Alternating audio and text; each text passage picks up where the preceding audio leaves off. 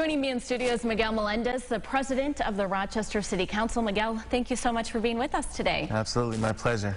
We are talking about the ROC the Block employment fairs. One is being held this Saturday at East High. Tell our viewers a little bit more about these employment fairs. Yeah, so these employment fairs are really icebreakers for me. It's food, music, and jobs. It's really a block party type atmosphere, and we have anywhere from 40 to 60 employers that join us and have real job openings, real opportunities right now that we want to connect city residents to.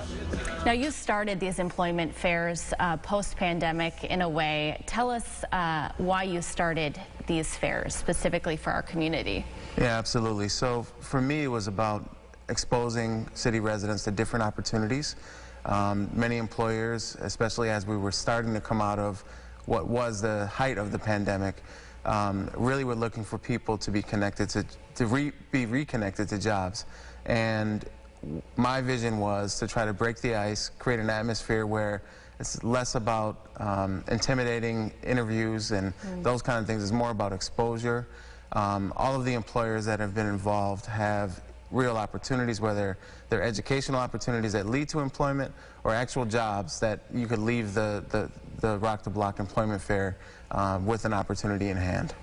That's awesome. I love that. Now, people who come out, what are some of the employers, businesses, or resources they might see? Sure. So on the educational side, you know, we have some of the trades unions that join us. We have YAMTEP, which is a adult manufacturing, youth and adult manufacturing program. And on the employment side, it varies across the board. So we have manufacturers, we have Gorbel, Amazon comes out, Wegmans, your typical employers, and then we have a full list of 40 to 50, everything from nonprofit organizations that are looking for employees, down to really various manufacturing companies that are in the Rochester region, some of them a little bit further out. So there's something there for everyone. That's awesome.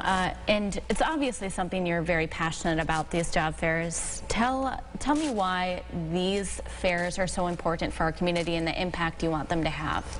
Yeah, so I travel this fair around the city. We do one per quad in the year. We're thinking about doing more often as we get into the winter months. For me, these are important because I think this creates the opportunity for residents to be exposed to different employers.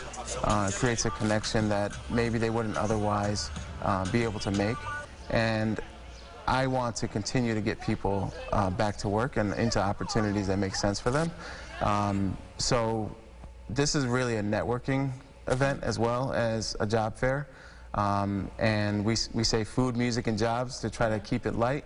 And from my perspective, this is how I, as a city council member, can help bridge the gap to employment opportunities. Awesome. Miguel, thank you so much for being in studio with us today. We really appreciate it. Absolutely. We'll have information about those job fairs for you over at rochesterfirst.com.